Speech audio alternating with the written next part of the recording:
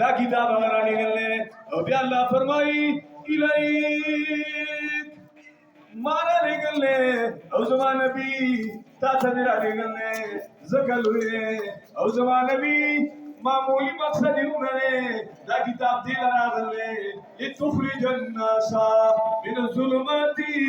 الى النور دا ما دې له رالیږلی دا خلک په تیارو کې پراته دي د سهار لمانځه کې نشته ماسخوتن کې نشته بې مازۍ کې اخته دي دروغو کې اخته دي رسمونو کې اخته دي رواجونو کې اخته دي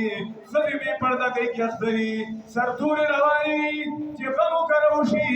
پر ځان په څپېړو وایي لوی لوی ټوکي وایي او چې واده وکړه راشي ټولې په ټوله ګډېږي ډولکي وکړه والېږي و بیا اترې پکې راویستي نارینه تکبر کوي نارینه ناروا کوي نارینه جوارۍ کوي نارینه په بیمو کې اخته دي نارینه په سودونو کې اخته دي نارینه په رشوت کې اخته دي دا خلک د تیارو په ګونج کې دي زما نبي تا ته مې رڼا رالېږلې ده لتخرج الناس